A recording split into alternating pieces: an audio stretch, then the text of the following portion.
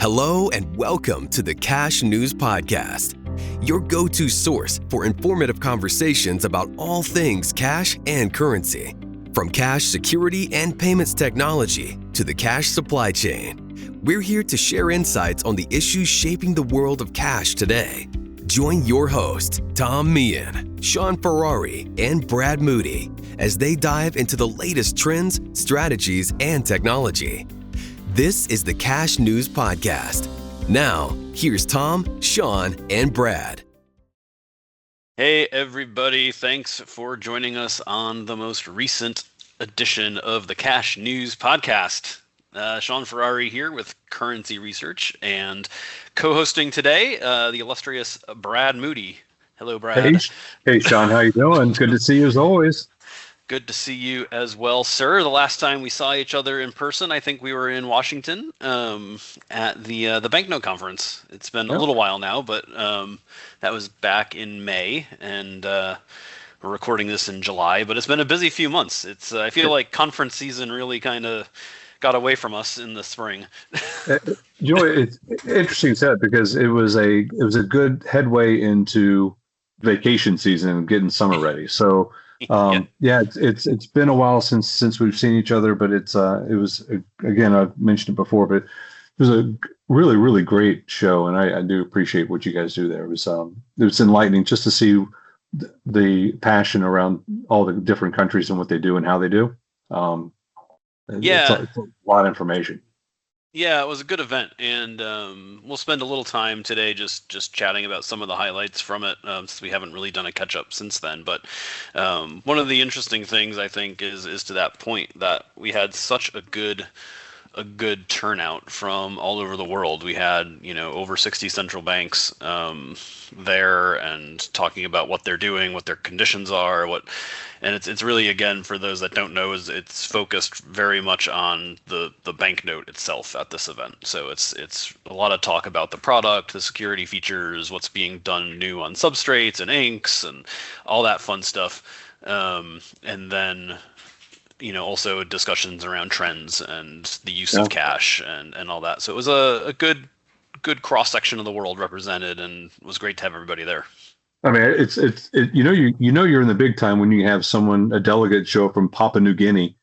That was, that's an investment on them. But I thought it was pretty cool when she got up and spoke and talked about how they have the same concerns and are seeing the same things that, the larger areas or, countries are seeing as well. So it was pretty cool to see the cash usage portion of it, although declining. Currency, developers, I guess is maybe the better word, is really still investing in new methods of payment, clarity, security features, but how the cash usage is actually fairly consistent in different countries, economies of scale. Yeah, no, for sure. I think that was one of the definite takeaways. We spent the better part of a full day there really talking about trends and use of cash. And I think, it's interesting, especially as you look at a lot of the European countries, a lot of the U.S. market, and you hear a lot that cash use is declining, and as you say, in some of the more developing world, there's some where cash use is declining, but there's a lot others where it's growing and maintaining. And even in a lot of the markets where use is declining, the actual number of notes in circulation continues to grow. So what you're actually seeing is a pretty strong capacity crunch at a lot of the producers, right? Because I think there's two things. One, there's been this trend over the years of the talk of, usage is going down. So some of the not that the investment in new technologies and in innovative ways and in continuing to progress the note has declined, but investment in maybe number of printing lines or the actual capacity side of things has decreased a little bit around the world. One, as companies have decided, based on kind of that post-COVID time and trying to figure out where to put investment, the capacity has come down a little bit. And then also, many areas in the economy, it's consolidated a bit. There's a few less of each producer of the producers out there, which also squeezes things a little bit. And what we're seeing is, the numbers are going, and some central banks, particularly those with, who have outsourced production to the commercial players, are having to put orders in years in advance to get the notes, which can be a challenge if you're a central bank, and depends on what your forecasting is and how soon you need the notes and all that. So it's an interesting conundrum right now that the market is in, where they're trying not to overinvest based on where they think capacity is going to be, but at the same time, there's a bit of a need for more capacity, honestly, that's out there right now. And interestingly, Go ahead. No, go ahead, please. No, I was going to say, and it's. I went to another conference recently, and it was down in Latin America, and we were focused on a coin discussion there.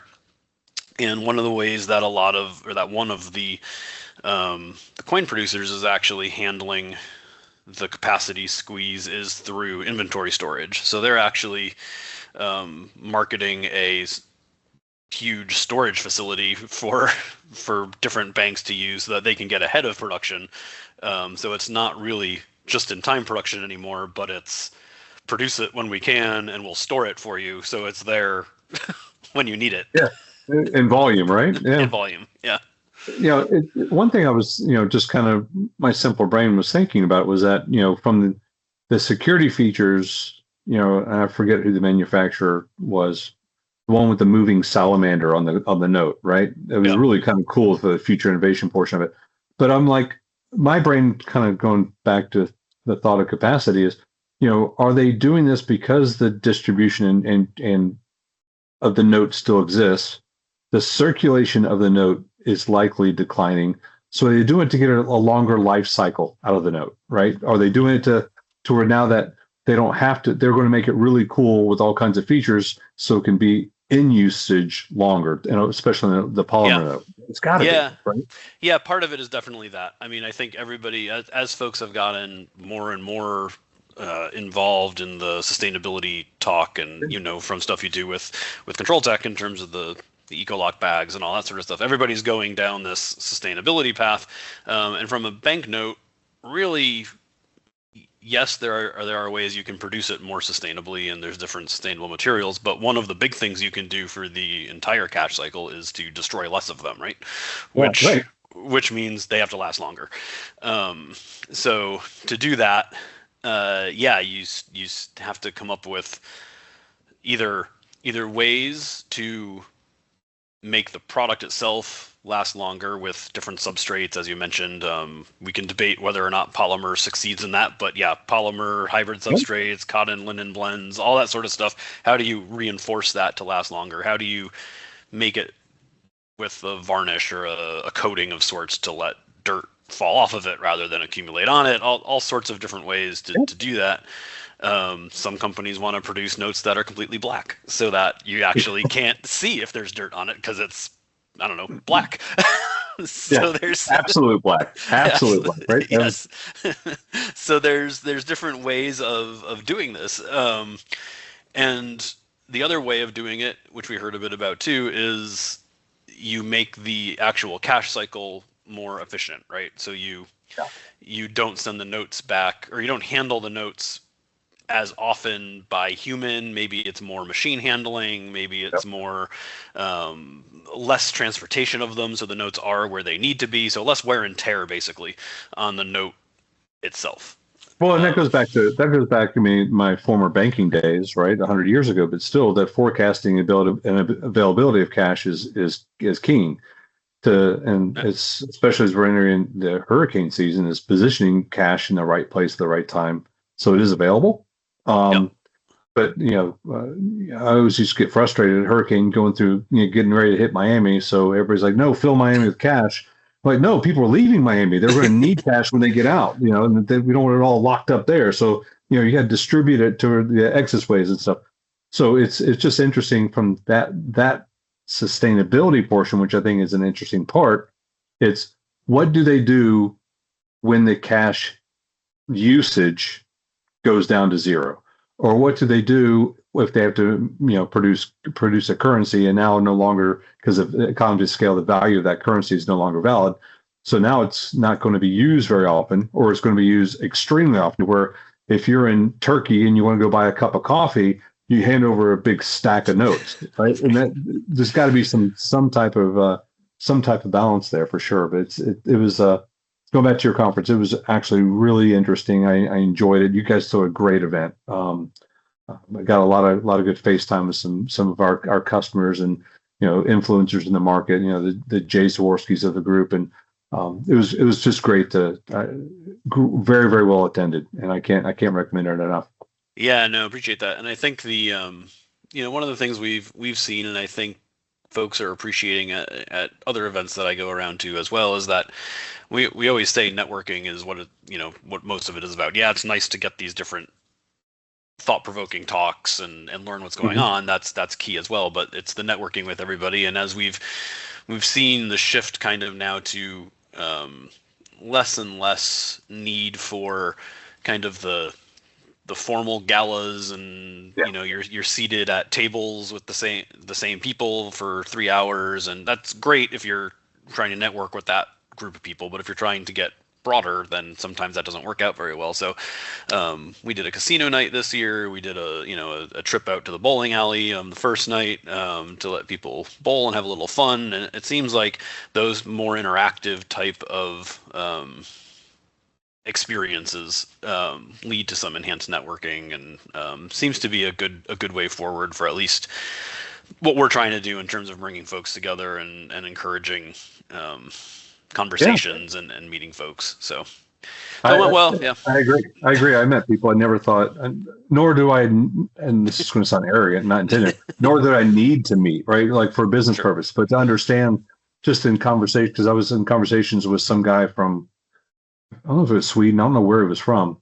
And we were just talking, but we had a relevant conversation about, hey, how does this happen over there? And so it was basically learning on both sides. He was learning about how the U.S. and I was learning more about, I think it was Sweden, but it was really, really interesting, and I did appreciate it. So a good different kind of thought perspective as well. I struggle with how the countries that come in and talk at extremely high level of cash, and how they're being pushed from not necessarily a CBDC kind of cash environment for payments, but how the U.S. it kind of, I don't know how they foster it as well as the opinions of others, more so from a not stubbornness, right? But because from the Payments Choice Coalition that I'm a part of as well, and kind of learning how that works in and I hate this word, the ecosystem of currency. It is funny when you overlay everything together, it's fairly consistent, right? And I think you hit on the head with the technology of how currency is handled more efficiently. I think from our perspective, there's a lot of room for from the cash vault process of checking in, checking out cash, counting it, putting in inventory. The checking in, checking out portion of it, that is another factor that can be helped with an RFID product. Should it be adopted? So I think from the cash handling perspective, I think it's going to actually help reduce that overall cost of handling currency as well. So I thought a lot of people saw that light bulb go off as well. That's security features are one thing, but you still got to handle it, transmit it, process it, store it, pick it, ship it, and it's a bigger process than people think. Yeah, no, for sure. And I think that's where we're seeing, it was in some of the discussion around the legislation that's going in place in certain countries, which are a little more hands-on than we are in the U.S. typically in terms of legislative requirements, in terms of protecting cash, that it needs to be a payment. Some have gone as far as requiring certain denominations be paid out as part of a payment mix coming out of an ATM or those sorts of things. I think there's always the enforcement angle, and some countries go farther than others in terms of it's easy to, well, I was going to say it's easy to put a law in place. It's hard to enforce it. It's not necessarily so easy to put a law in place. But, but what was it? Wasn't there one country that forced like a CBDC, almost like even for the unbanked, and they gave everybody like cell phones but then like, great, I live in an area where there's no cell phone coverage. So how do I spend my phone? Right. Right. Yeah.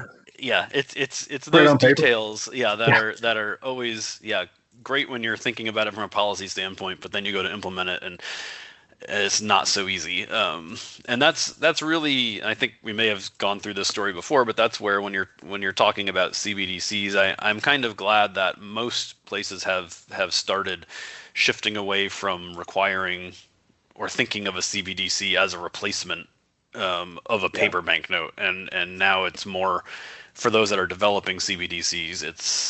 It's an alternative. It's a separate use case. It's a mechanism. It's a mechanism. Yeah, it's you might want to choose it to do something different, but it's not necessarily needed to replace, or the requirements aren't to replace a banknote, because most countries around the world, and maybe all countries around the world, aren't at a place where you have the assured technology that you could actually hit a server, verify an electronic note at any time, anywhere, all the time, like you can with cash. So once people kind of move on beyond that, of like, okay, we're not trying to say that this new electronic thing needs to work all the time. Yes, most of the time, but it's an option, right? I mean, is it any different from tap and go? I mean, I know it is, but from that perspective of, hey, what happens when you can't? Right. But I'll tell you, it's really interesting. I was someplace recently and I noticed the usage of cash. It was clear that, hey, the price you pay is going to be added, the 3% to use, tap and go for your credit card, unless you use debit. And I was shocked at how now that I'm kind of looking around, I'm seeing those signs more often. And it's basically, it's a discount to use cash is kind of how, it may say it's $8, but is it really not $8 if you use cash? No, it's $8 to use cash. It's $8 plus 3% to use your card. And that I think the credit card companies are very influencing that model. So it's just right. Yeah, no, for sure. I think there is that's more and more happening. Where you're right, the price posted is basically the cash price, even though most people might not be using cash. And then when you check out, it's, oh yeah, no, I mean, it's different. And it's such a small amount, you don't necessarily notice it. Yeah, and it's interesting. But anyway. All right. Well, what else do you want to talk about, or you ready to wrap it up, or you got anything else you want to? No, I guess I'd just say that I think, as you say, we're entering kind of the summer vacation seasons, and I think it's always good as everybody starts to travel around to kind of think about the payments that are happening out there. As you say, you kind of see it when you're out there, and I think when we travel, that's when we see it the most. So I'd say to our listeners who are out and about, whether it's within the U.S. or out and around the world taking vacations, we're always interested in those stories about different ways to pay, how folks are paying, what it's like in different areas. And yes, we hear it from the policymakers at the different events we go to, but it's always great to talk to folks that have been out there and out and about. So please feel free to reach out to us and share those stories. We'd love to have you on to talk about it, or at least share your story. But yeah, enjoy the summer. And I think the key of it is that don't be afraid to use cash, right? From that perspective, it helps the person. So interesting enough is, I went someplace recently and they're like, "Hey, do you want to close out?" I was like, "No," and they're like, "Thanks, because that actually helps me for you not to." Yeah. And I was like, what do you mean? He goes, "Well, I have to pay a transaction fee each time." So now it's like, well, if I pay cash, he goes, "No, cash, do whatever." But it was just interesting. So especially as you go around that ice cream store, over the summer and you're on vacation, pay cash. Let's see what happens. So, yeah. All right. For sure. All right, cool. Well, everybody, I'm not sure when we're recording again next, but thanks for listening. And it's the summertime, so get out there, enjoy. As Brad said, spend some cash, spend whatever you've got, but Everybody likes some cash. Yeah. And we look forward to chatting with you in a couple weeks with our next episode of the podcast. So do whatever it is, wherever it is that you do it with your podcasts. Take us with you. We like going on trips too, whether on your phone, wherever that is. So take us, have a listen, and we look forward to chatting with you again soon. Absolutely, Shaun. Great to talk to you. Likewise, sir. All right. Bye. Thanks for listening to the Cash News Podcast. We hope you found this episode insightful. Don't forget to like and review us on iTunes, Spotify, Stitcher, or wherever you listen to your podcast. Follow us on LinkedIn and Twitter, and be sure to visit us at thecashnews.com to stay up to date with the latest on the world of cash. Thanks again for listening to the Cash News Podcast.